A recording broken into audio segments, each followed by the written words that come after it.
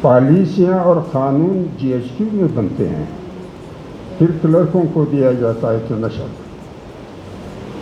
تو پھر ہم اپنی پوزیشن کو بھی قوم کے سامنے رکھیں اور مملکت کی بھی. اور میرا ہمیشہ کے لیے گزارش یہ ہوتی ہے کہ خونریزی آفت نہیں ہے، منصوبہ ہے.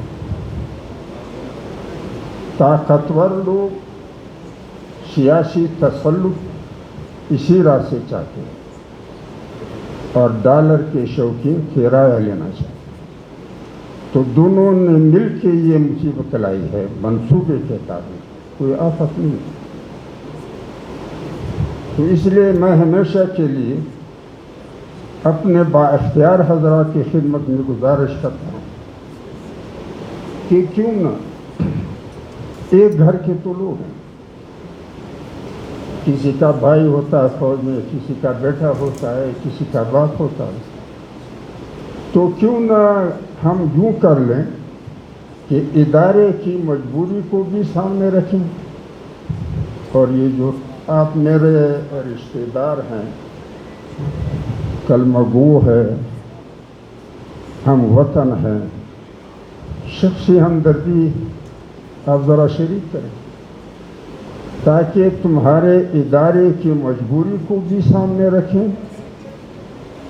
اور ہمارے جو امن و سکون کی زندگی کی ضرورت ہے اس کو بھی سامنے رکھیں، اور پھر دونوں مل کے کوئی ایسا راستہ تلاش کریں جو پشتو میں کہتے ہیں میں صرف سوئی نہ کباب، تمہارے ادارے کی ضرورت بھی پوری ہو اور ہمارا جو ضرورت ہے وہ بھی پوری ہو.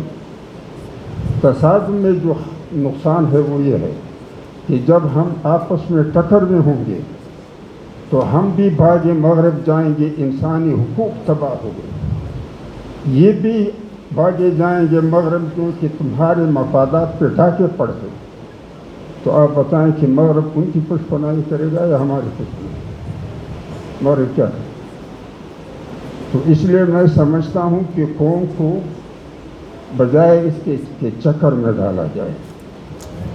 اور تو کبھی کبھار دوستوں سے کہ ہماری بات تنظیم ایسے ہیں کہ تحفظ آئین، کس آئین کا تحفظ آپ کریں؟